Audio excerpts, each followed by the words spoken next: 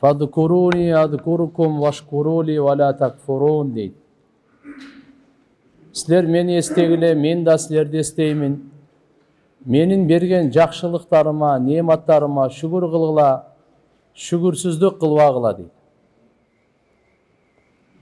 Din majlisi, iman majlisi, savaq бұл Алланың ұлы нематы. Ошеле кезде бұл ғанимат. Бұны біз қадырлашуымыз керек. Уақытты текке өткөрбөй, тура пайдаланып, жүректерді тазалап, ойларды тазалап, ниеттерді тазалап, таза идишке салынған су таза болады. Бұлғанған идишке құйылу үстінен құйылған су ол кир болады. Ошон үчүн бұл илим таза, бирок таза идиш керек да. Биздин жүрөгүбүз ошо илимге идиш.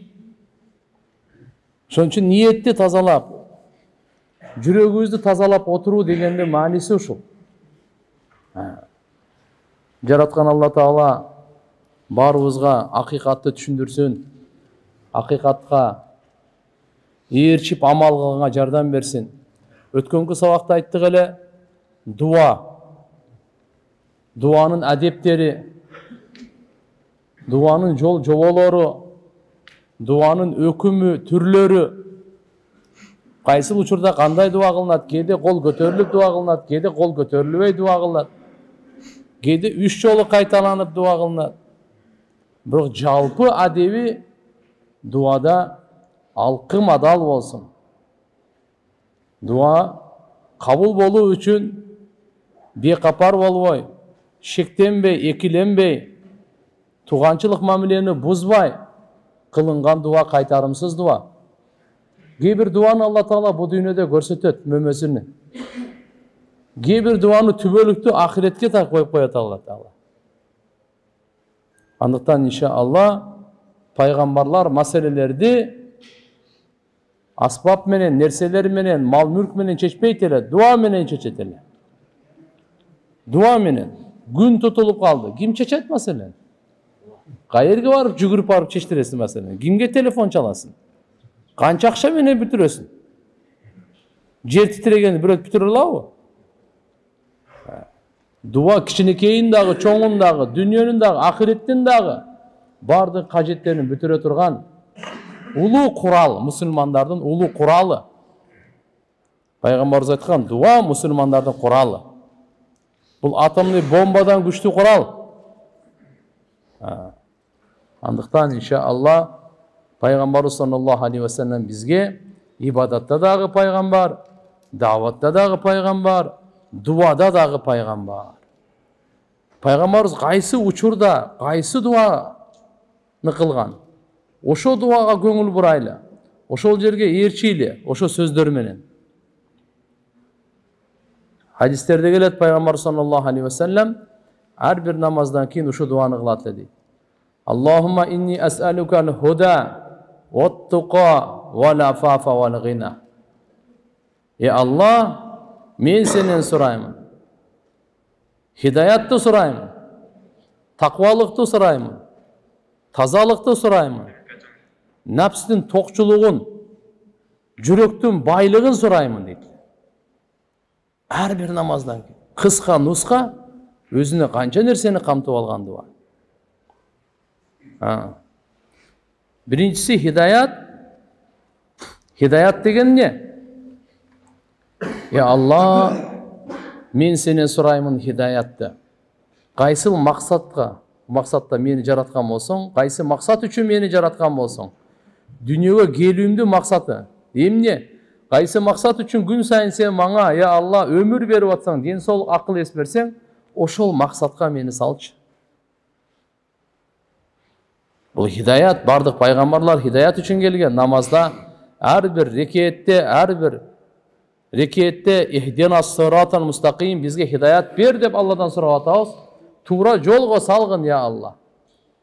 Адам кайсы максатта жаралса, ошол тура жолго салгын. Алланы тааный турган, Аллага жете турган, ыраазычылыгын таба турган хидаят. Ват-туқа, günölөрдөн сактанууну сураймын дейт. Нени сурайын дейт? Биз сурашыбыз керек экен да, сурабай атабыз да. Ошон үчүн күнөөнү кайра эле кылып атабыз. Сурасак хотя бы кичине бир аз ойлонуп калат элек, мен сурадым эле. Эми кайра эле кыла берейинби күнөөнү деп. Ya Allah, meni zinadan sakta. Ya Allah, meni uğurluktan sakta, жалган сүйлөгөндөн sakta деп ыйлап дуа кыла берсек, зынаны жек көрүп калат элек, уğurluktu жек көрүп калат элек, жалган сүйлөгөндү жек көрүп калат элек. Сурабай атабыз го. Бисмилlah. Allahumma habbib ileyna al-iman ve zeyyinhu fi kulubina وكره إلينا الكفر والفسوق والعصيان وجعلنا من الراشدين. Peygamberimiz dua etdi. Ya Allah, imanды bizge süykümdүү kılgın. Жүрөктөрүбүзгө кооздоп койгун, чырайлуу кылып койгун. Жүрөгүбүздүн кооздугу иман менен. وزينه في قلوبنا وكره إلينا الكفر. Жиркенич салгын, капырлыкты. والفسوق, günөөнүн, уятсыз иштердин бардыгын жиркенич жүрөгүбүзгө салгын деп сураш керек экен да. Биз аны сурабайбыз, ошон үчүн күнөөгө жүрөктө мухаббат бар. Жиркениш жок, кайра мухаббат бар. Ошон үчүн күнөө кылганды каалап турат жүрөк.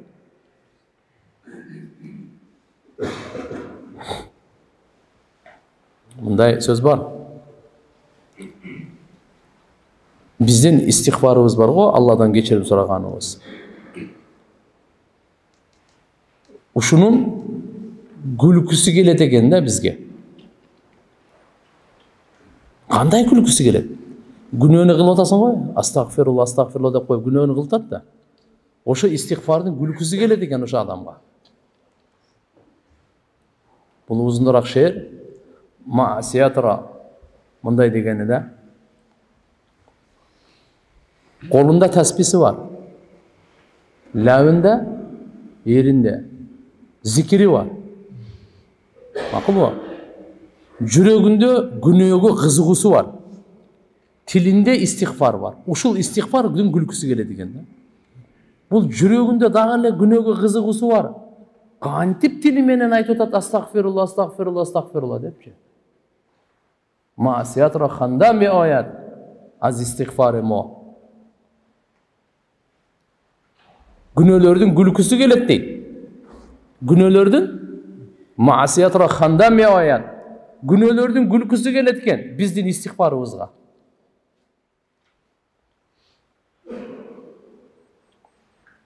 Ошон үчүн мынакей пайгамбар саллаллаху алейхи ва саллям сурады эле, биз сурайлы, я Алла, такваны сурайлы кандай? Günöөлөрдөн сактанганды сурайлы. Günöөлөрдүн жиркеничин жүрөгүбүзгө сурайлы. Я Алла, жүрөгү ушу жиркеничти жүрөгүмө салчы. Мен günöөлөрдү көргөндө жиркенип калайын депчи. Аны жакшы көрүп калбайын эмес, жиркенейин. Жек көрөйүн. Жаман көрөйүн деп. Вал афафа. Вал афафа yani as-siyana an matami'id-dunya wa an manhiyat. Сактануу дүниөнүн ачкөздүгүлүгүнөн. Афаф дегенди ушундай которуптур. Афаф деп өзү тазалыкты айтат, зынадан тазалыкты дагы айтат, сактанууну айтат. Ошол эле кезде өзгөчө дүниөнүн ачкөздүүлүгүнөн жана тыйылган нерседен сактанууну афаф деп коет. Bundan сактанууну тилеймин, я Алла, вал гина, гина нафс. Жүрөктүн байлыгын. Жүрөктүн байлыгын сурайм. Дүниөнүн байлыгын дагы бер, жүрөктүн негизги жүрөктүн байлыгын бер. Жүрөктүн байлыгы менен кимдин жүрөгү бай болсо, бүткүл дүйнө келсе дагы буга зыян бербейт. Кимдин жүрөгүндө байлык болбосо, колунда акча болбосо да зыян тиет. Себеби бунун жүрөгүндө ач. Жүрөгүндө ач. Ошон үчүн гина нафс деп айтылат. Бул дегени ва гина нафс ва гина анин нас. Алла, мен жүрөгүмдүн байлыгын бер, жана адамдарга кажетсиздик. Адамдардын нерсесинен мен бай болоюн, аларга муктаж болбоюн. Демек, Алла Тааладан сурап атканыбыздай, Алла, байлык бер, адамдарга кор кылбай, адамдарға мұқтаж қылбай, адамдарға зар қылбай, жана жүрегімнен тоқчылығын бер я Алла, жүрегім бар нәрсеге қаниет қылсын, ошоға разы болсын деген тилекти пайғамбарыбыз әрбір дуада сұрайды. Аллахумма инни ас'алукал худа ват-туқа вал-афафа вал-ғина. Әрбір намаздан кейін қара. Балдарыбызға ушуну сурайлы, элибизге ушуну сурайлы. Я Алла, элибизге хидаят бер, элибизге тақвалык бер, күнөөлөрдөн сакта я Алла. Элибизге тазалык бер, элибизге байлык бер. Өзүбүзгө дагы, үй бүлөбүзгө да, элибизге да. Муслимдин риваятында бул. Дагы риваят кет: Аллахумма лака асламту ва бика аманту ва алейка таваккалту. Аллаху акбар. Я Алла, саңа мойын сундум мен. Саңа иман келтирдим. Саңа гана таяндым. Таваккел кылдым саңа гана. Кимге? Саңа гана. Дүниедегі нерселерді, аспаптарды тандоо бул өзүнчө. Бирок ошол аспаптарга, нерселерге таянбай, Аллага таяну ушул иман. Якуб пайгамбар балдарын Шам мамлекетинен, Канаандан Мисирге жөнөтүп атканда, Юсуп пайгамбар бадыша болчу. Ата менен баланын ортосунда канча жыл, бир топ жыл болуп кетти. Дүйнөгө ачарчылык келген эле, каатчылык келген эле. Андан кийин Юсуп пайгамбар чечим чыгарган эле: ар бир жанга бир төө будай беребиз, андан акча бербейбиз. 180 килограммдын тегерегинде. Булардын бир туугандары 10 киши болуп келген эле. Буларганан кийин Юсуп пайгамбар өзүнүн бир туугандарын тааныды, алар тааныган жок. Кайдан келдиңер? Канаандан келдик. Кош келипсиңер, жакшы, тияк бияктарын сурап. Өзүңөр элеби? Жок. Юсуп пайгамбар билет да, бир иниси жок болуп атат. Биньямин. Ал каякта? Ал атаң менен калган. Атабыз менен калган эле. Атаң ал каяктан? Атабыз ушул бир инибиз жоголуп кеткенде, бөрүлөр жеп кеткенде, ошодон бери илай берип, көзү көрүү болуп калган. Карыган аксакал деп Юсуп пайгамбар айтып берип атат да. Анан кийин бардыгын билип туруп, бардыгын таанып, бардыгын угуп, билип, анан кийин өзүнүн кызматчыларына бадыша да, бадышачылыктын деңгээлинде сыйлыгы көрсөткүлө деп туруп анан сыйлайт. Ар бирине бирден төө жүк берип, алып келген ошо пул, ошол убакта алмаша турган, товарга алмаша турган өздөрүнүн пулу. Акырын жашырын жолу менен салдыртып коет кайра. Дагы анан айтат: кийин келсеңер, иниңерди алып келсеңер, дагы берем. Ар бириңерден бирден төө берем. Азыр ошо инибиз дагы бар эле, бирөөбүз калып кетти эле, ошого да бербейбиз деп келген да.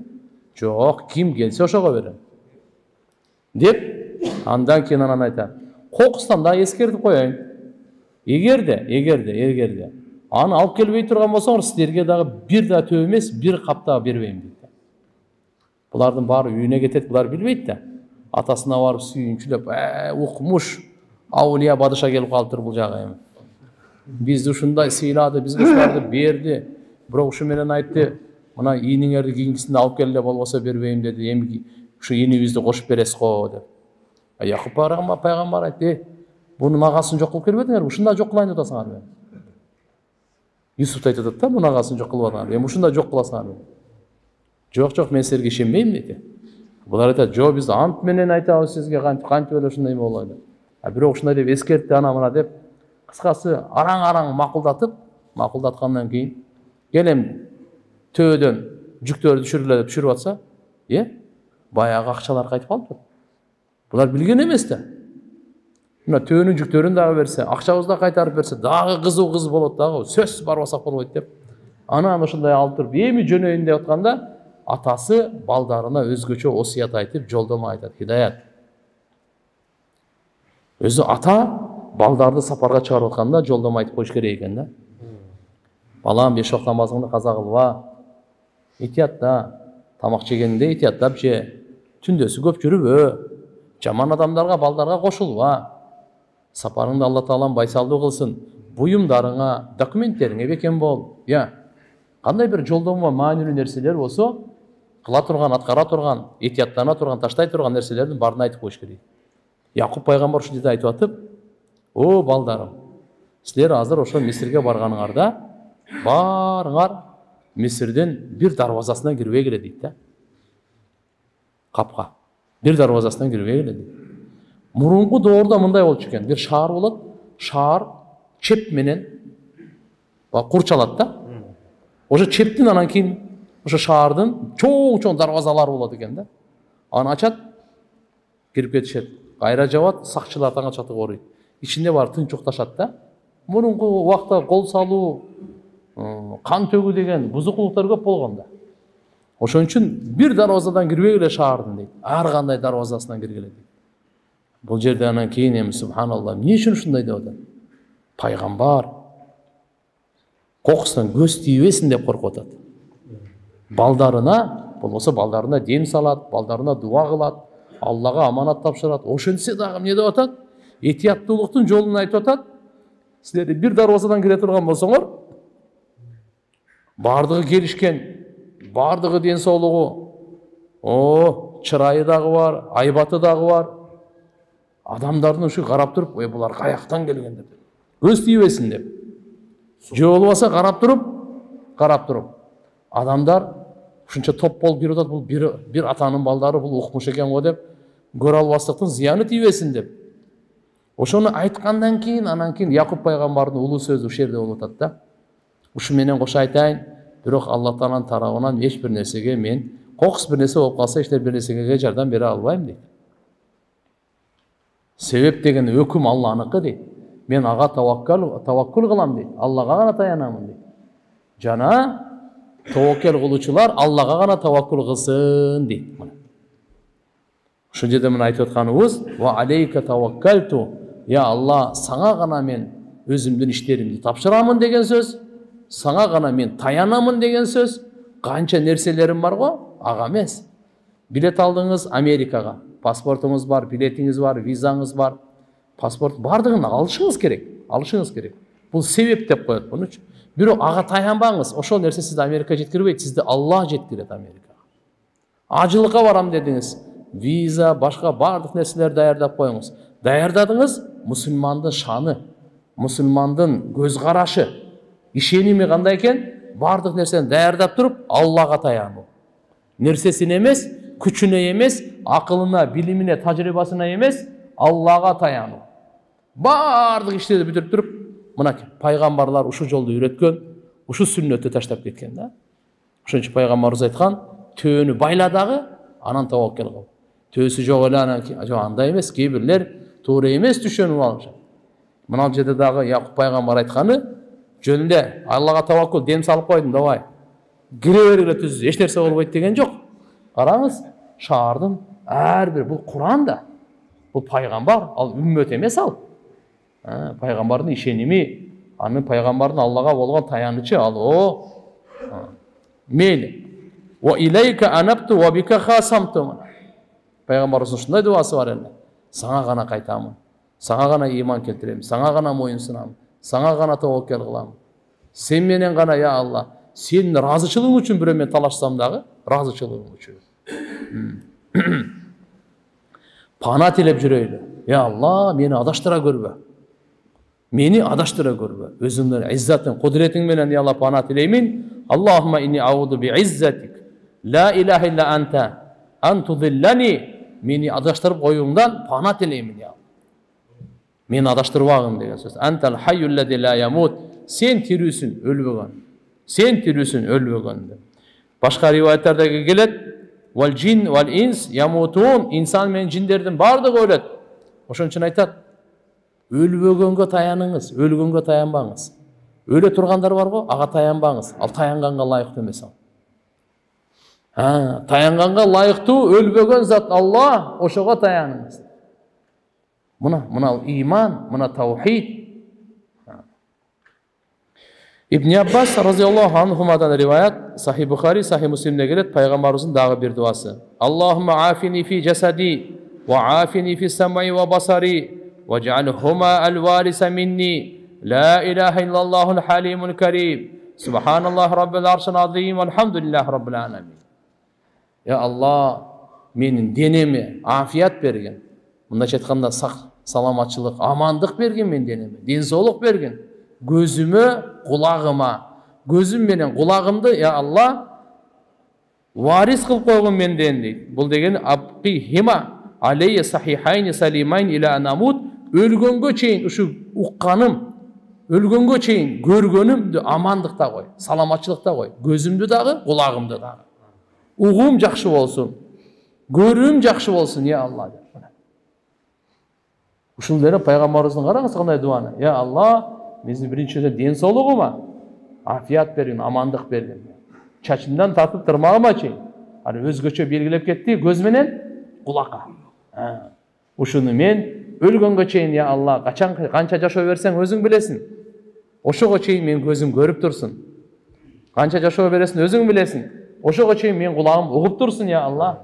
Угуп туруп пайдаланайын, көрүп туруп пайдаланайын. Элестетип көрүңүз, 1 саат дордойго барып көзүңүздү таңып алып басып жүрсөңүз, көздүн кадырына жетесиз. 1 саат кулагыңызды жаап алып, элдер сүйлөшүп атканда аралап жүрсөңүз, кулактын кадырына жетесиз. Биз азыр көрүп атабыз, мындай эле бекер көрүп атабыз. Бекерле угуп атабыз да, бунун кадырына жетпей атабыз. Индиянын тилинде мындай сөз бар. Анк нехиhe, жахан нехиhe дейт. Кимдин көзү жок болсо, ага алам жок дейт. Кимдин көзү жок болсо, ага алам жок. Ага көзү жок болгонго кызылды билбейт экен, жашылды билбейт экен, тоону билбейт экен, көк сууну билбейт экен ал. Тамак кандай өңдү, киши кандай өңдү, аны билбейт экен ал. Мурун кандай болот билбейт. Көз, кулак, адамды көз көрбөгөндөн кийин алам жок да ага. Ал бир арманы болот экен. Көз азиздердин арманы дейт. Я Алла, ушу дүйнөнү бир эле көрүп алсам гана болду дейт. Бир көргөнгө сураныч, бир көрүп алайынчы ушу. Асмандын көктүгүн бир көрүп алайын. Алатоонун актыгын бир көрүп алайын. Я, бир эле көрүп алайынчы ушу кызыл жашыл эмне экен. Туган биз канча көрүп шүгүр кылбай эле жүрөбүз го, Эми укканды айтпаңыз, Балаңыздын сөзүн укпасаңыз, апаңыздын сөзүн укпасаңыз, аялыңыздын сөзүн укпасаңыз, элестетип көрсөңүз, короздун үнү өзүнчө, аттын кишенгени өзүнчө, иттин үргөнү өзүнчө, улак козулардын маараганы өзүнчө, Кандай деген кулак менен биз рахат алып жүрөбүз дагы, бирок ушуга шүгүр кылып атпыз угуп атканына, Пайгамбарыбыз саллаллаху алейхи ва саллям бир сөз менен айтып койду, Алла. Allahumma afini fi badani, Allahumma afini fi sam'i, Allahumma afini fi basari, la ilahe illa anta. Sağır geç, üçten okuyt ele. Allahumma afini fi badani, Allahumma afini fi sam'i, Allahumma afini fi basari, la ilahe illa anta. Ya Allah, men denime, ya Allah men gözüme, ya Allah menin kulağıma afiyet bergin, amandık bergin, densoluk bergin. Senden başka hiç kim bere turgan yok. Allah alıp koysa kim kaytarıp beret? Kur'an'da Allah Teala aytat mınday deydi. Эгерде түн кылып койсо түбөлүккө Алладан башка бирөө барбы? Кудай барбы? Күндүздү алып келе турган. Түбөлүккө күндүз кылып эле жаркыратып койсо, Алладан башка Кудай барбы? Түндү алып келе турган дейт. Буну ким алып келип атат? Инна фи халқис самавати вал ард ва ихтилафил лейл ван нахар ла аяти ли улил албаб. Кичине акылы барларгачы мына белги дейт. Түн менен күндүн алмашуусу. Инна фи халқис самавати вал ард, жер менен асмандын жаралуусунда кандай улуу белгилер бар. Мына пайгамбарыбыз дуа аркылуу Алла Тааланан тааныштырып, ар бир дуа Алла менен байланыштырат. Ар бир дуа Алланын сүйүүсүн күчөйтөт. Ар бир дуа Алла Тааладан тилегенди, сураганды үйрөтүп, Алла Тааладан рахмат, хидаят, разычылык, магфиратты сурап тартат. Ар бир дуа. Жөнөкөй эмес бул. Алла Таала өзүнө кайрылганды жакшы көрөт. Tirmizi'de, Hakim'de, Bayhaki'de rivayet келет. Ayşe radıyallahu anha enebizden Peygamber sallallahu aleyhi ve sellem kanday soragan nerselerdi үйрөтөт эле, ошондой эле кайсы нерселерден пана тилеш керек, сактанууну тилеш керек, ошону дагы өзгөчө үйрөтөт эле белгилер. Не дейт? Аллахумма инни аузу бика минал аджзи вал касал. Ya Allah, meni сактагын алсыздыктан, жалкоолуктан. Allahumma inni auzu bika minel jubni vel bukhli. Korkoktuktan saktagın, sarangdıktan saktagın. Allahumma inni auzu bika minel hammi vel huzni. Kıcalatçılıktan, kaygıdan saktagın. Аллахумма инни аузу бика мин галабати дайн ва кахри rijal. Қарызға батып кеткендіктен, адамдың бір қарлығынан, жамандығынан, башыма ушундай душмандын үстөмдүү болуусунан сактагын деген дуа. Пайгамбарыбыздан сактануу. Азыркы 8-өнү күн сайын эрте менен күн сайын кечинде сурайт. Я Алла, мени сактагын. Канча кайсылардан? Бирин кыжалатчылык жана кайгыдан, хам вал хузн. Я Алла, мени сактагын. Ажз вал касал, алсыздыктан жана жалкоолуктан. Жалкоолук демек кайсы нерсе жаман болсо, пайгамбарыбыз ошол нерсени айтып атат, ушудан сактанганды сура. Жалкоолук жаман нерсе экен да. Жалкоолук жаман нерсе экен. Адамдын ден соолугуна да зыян, рухуна дагы зыян, үй бүлөсүнүн ахиретине, динине бардыгына зыян экен да. Ибадат кылбай жалкоолонуп отура берет, мына окуйм, окусамбы, окубасамбы, ойлонгон чакта 1 саат өттү ага. Пайгамбар саллаллаху алейхи ва саллям айтат, мынакей коркоктук жана сараңдыктан сакта. Сараңдык дагы жаман экен, коркоктук да жаман сыпат экен. А бунун тескерисинче кандай болду? Бизди баатыр кыл, бизди берешен кыл, я Алла. Я. Мынакей. Жана карызга баткандан адамдын каарынан. Бир риваяттарда кошумчасы келет. Вал харами вал бухли. Харам деп каарылыктан. Ушундай каарылык алжып калган каарылыктан. Болбосо исламдагы каарылыктын баасы бар. Пайгамбарыбыздан сураганда адамдардын эң мыктысы, жакшысы ким дегенде пайгамбарыбыз айткан, көп жашаган, амалы дурус болгон. Бул адамдардын эң мыктысы, залкары, жакшысы ошол. Көп жашаш дагы жакшы амалды кылган. Эң жаманы ким, эң акмагы ким дегенде көп жашаган, анакей алжыгандарды айтып атат. Көп жашаган, амалы бузулган. Дагы көп жашап бере, дагы эле күнөөгө кызыгы токтой элек жүрөгүндө. Эчтеке жарабай калган, дагы эле ошо мээсинде жүрөгүндө толуп калган да, арамчы. Ошо менен. Бир риваятта келет, ауду бика мин адабил кабр ва ауду бика мин фитнатил махья вал мамат. Я Алла, кабрдын азабынан сакта. Күн сайын сурайлы. Айша энебиз бир жөөт келет, Айша энебиз ага жакшылык кылып койгон эле, ал жөөт келип, жөөт аял келип, ошо жакшылыктын акысына бир нерсе бере албай дуа берип кетет. Ошо Аллахым, Кудайым дейт, сизди кабрдын азабынан сактасын дейт да. Ага чейин Айша энебиз аны уккан эмес экен, мындай кабрда азап бар, жок экен тууралуу. Пайгамбарыбыз келгенде айтып берет. Бир жөөт аял келип мага ушундай дуа берди дейт. Пайгамбарыбыз айтат, ооба дейт. Кабрдын азабы бар дейт. Ошодон кийин ар бир намаздан кийин кабрдын азабынан сакта деген дуаны таштаган жок дейт. Биз дагы колдон келишинче туугандар, ар бир намаздан кийин дуа кылайлы. Я Алла, мени кабрдын азабынан сакта, дозоктун отунан сакта, өлүм жашоонун фитнасынан сакта, даджалдын жамандыгынан сакта. Өткөнкү хадистерде, өткөнкү риваяттарда айтканбыз, намаздын ичинде айтсаңыз болот, намаздын сыртында айтсаңыз болот. Намаздын ичинде эң аягындагы, Аллахумма инни аузу бика мин адабил кабр. Аллахумма инни аузу бика мин адаби джаханнам, ва мин адабил кабр, ва мин фитнатил махья вал мамат, ва мин шарри фитнатил масихид даджал. Риваят Муслим шарифте келет. Ошон үчүн иншалла дуа кылайлы буларды.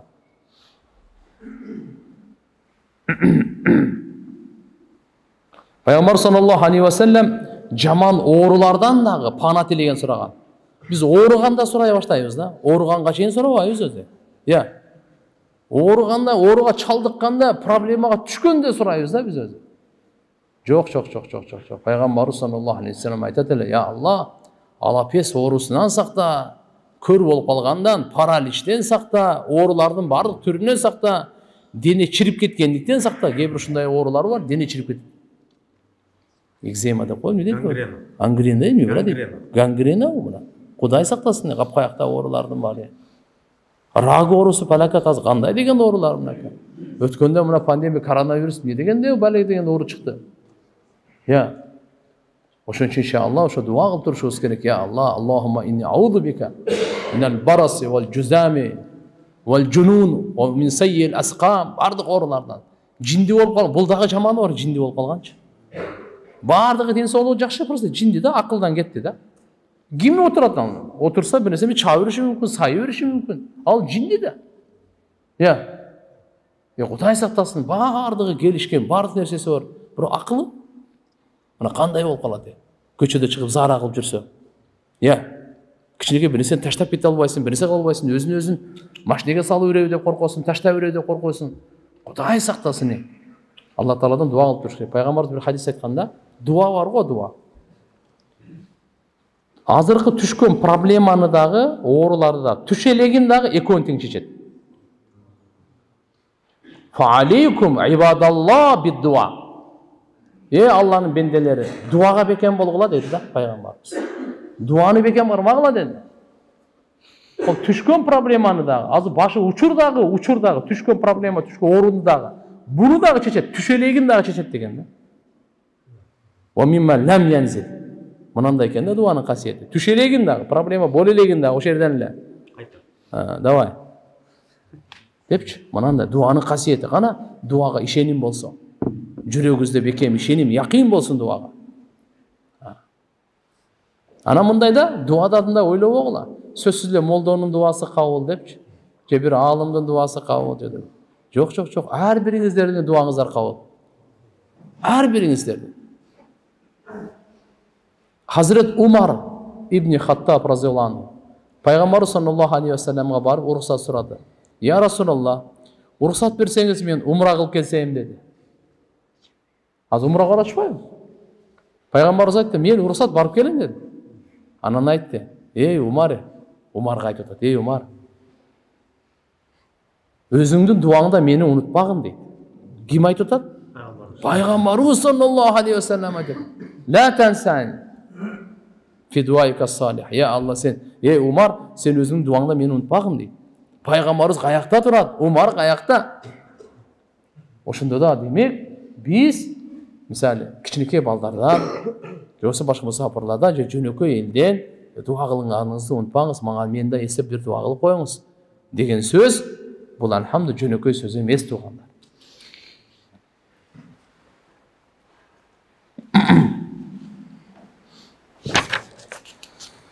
Abu Davud Şerif'te gelet, Anas razıyallahu anhudan rivayet gelet. Bul üst jogor uşul eken. Emi Allama Qurtubi rahimahullah. Bunday dagı dua gelet. Tuğanda. Allahumma ati nefsi taqwaha ve zakkiha anta khayru man zakkaha. Anta valiyuha ve mevlaha. Her bir yüzde nefsi yüz var. Nefsin özü Kur'an-ı Kerim'de 3 türü aytılat da. Nefsi ammara, nefsi levvama, nefsil mutmainna.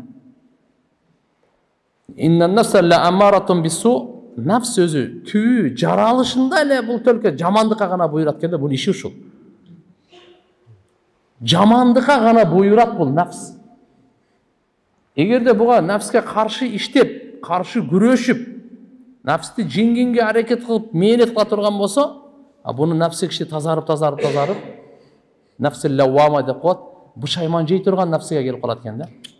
Murda bari öyle de bugaç. Aram jey biröөнүкүн тартып алабы, biröөнүн ыйлап атабы, кызыктырбайт буга эмне болсоң ошого. Буга ушундай болчу да. Азыр эми biröөнү урушуп коюп аркасынан пышайман да. Апасын капа кылып коюп пышайман. Багымдат окубай коюп пышайман. Куран окубай коюп бүгүн пышайман. Nefsil levvama. Bir туура эмес ишти кылдыбы, аркасынан өкүнөт да, алдап коюп пышайман жеп атат. Бекер алдадым, эмне кылам? Biröөнүкүн алып коем, эртеге алып барып бербесем болот. Алып барып бербесем болбой калды депчи. Мына андан дагы алып кете бере турган болсо, нефсине каршы мейнет кылып бере турган болсо, тазалап, дайыма нефсиге каршы кете турган болсо, нефсил мутмаиннага барат экен да. Бул пайгамбарлардын нефси, нефси мутмаинна. Сахабалардын нефси, нефси мутмаинна. Бирок алардын мутмаинна нефсинин айырмасы бар да. Пайгамбарлардыкы дайыма жогору кете берет, сахабалардыкы ылдыйбөдө болуп турат. Мейнет кылса жогору, мейнет кылбаса ылдый. Алла Таала мейнетсиз эле сахабалар, пайгамбарлар ушундай нефс берген да. Алардыкы ушундай, мейнетсиз эле берилген. Сахабалардыкы болсо, жок, булар мейнет менен келген. Мейли, кандай болбосун, баарыбызда нефс бар. Ушул нефсинин Алла субханаху ва таалага дуа кылганда, Аллахумма ати нефси тaqwaha. Я Алла, мага таква, күнөөдөн сактанган нефс бер. Нефс жок болбойт. Бизде бар нерсе. Ва заккиха анта хайру ман заккаха. Сен агарткын, тазалагын. Сен ошо нефсини тазалай турган эң мыктысы өзүңсүн, я Алла. Башка эч нерсе тазалай албайт. Анта валиюха ва маулаха. Сен нефсинин дагы, я Алла, ошону вали, анын көзөмөлдөөчүсү да өзүң, анын ээси да өзүң дегендей сөз. Башка риваятта ошол эле хадистин улантысында келет: Аллахумма инни аузу бика мин илмин ла янфа, ва мин қалбин ла яхша, ва мин нафсин ла ташба, ва мин даъватин ла юстажаба лаха. Аллах, пайдасыз илимден пана тилеймин. Тойбогон нафсиден, коркпогон жүрөктөн, кабыл болбогон дуадан пана тилеймин. Сактагын мени. Өзгөчө мына ошо 4 нерсе өтө зыяндуу экен. Пайдасыз билим, коркпогон жүрөк, тойбогон нафси, кабыл болбогон дуа. Алла, сактагын мени ушулардан депчи. Аллама Тиби рахимахулла ушул азыркы 4-өөнү айтат да. Бул жерден кабар берет дейт. Ар бир нерсенин максаты, жете турган чеги боюнчачы. Ошонусу жаман экен да. Анткени илимдин алуу максаты эмне? Пайда болчу да. Бир нерседен илим алып атасың да. Анын максаты пайдалан да сени. Пайдаланбасаң, мен стакан чыгарганды үйрөндүм. Бирок стакан чыгарбасаң, эмне кереги бар анда үйрөнүп? Мен курулушту үйрөндүм, бирок курулуш кылбасаң, мынаны пайдасыз деп айтат да. Мисалы эми дүние илимдерин айтайын. Кандай нерсени сиз үйрөндүңүз, анын пайдасы, максатында анда пайда жок да. Ушу илимди пайдасыз илим деп айтат.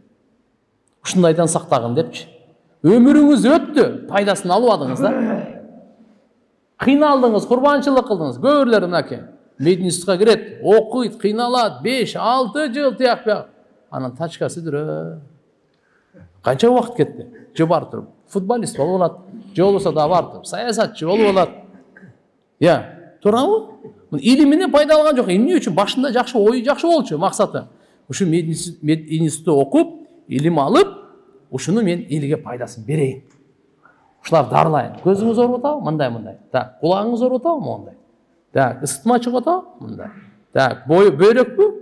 Ушунун илимин ал. Бул илими бар да ар бир нерсенин. Чач өстүргөн илими бар. Түшүрбөй кармап калганда илими бар. Туурабы? Тырмакка чейин баардык нерсе илими бар да. Медицина эмне медицина? Мадат сина, өзү медицина сөзү Синанын жардамы деген сөз. Мадат деп жардамды айтат. Сина, Ибн Синаны айтат. Основательдер бардык улум, фунун мусулмандар болгон. Буга бир башка убакыт керек, Кудай калса айтып беребиз кene. Кандай болбосун, медицинанын максаты чачтан тырмакка чейин адамдын денесин изучение кылат. Ушул жер оорубасын. Ушулардын бардыгы жакшы, мыкты болсун. Дини илимдин максаты ушул. Дини илимдин максаты руханият ушул. Руханият оорубасын, айныбасын, бузулбасын. Мейли. Мына пайдасыз илимден сактануу сураш керек. Коркпогон жүрөктөн дейт. Тойбогон нафсиден дейт. Жөнөкөй эле кабар берип аткан жокчу мынакей. Себеп дегенде кайсы илим пайда болбойбу? Анын карап туруңуз. Анын зыяны кайсы экен да эмечи. Дини илимде ушундай. Дини илимде эгерде илим алып туруп ага амал кылбасаңыз, ушунун пайдасы илим деп айтат. Илимди алдыңыз, маалымат катары билип койдуңуз, мен билем деп. Бирок ага амал кылган жоксуз. Ушуну кесепети сиздин башыңызга келет. Анткени пайгамбарыбыз айткан, ал-илм илман. Илим эки түрү болот. Илим эки түрү. Илим нафи. Бул биринчиси пайдалуу илим. Ал жүрөктө болот экен.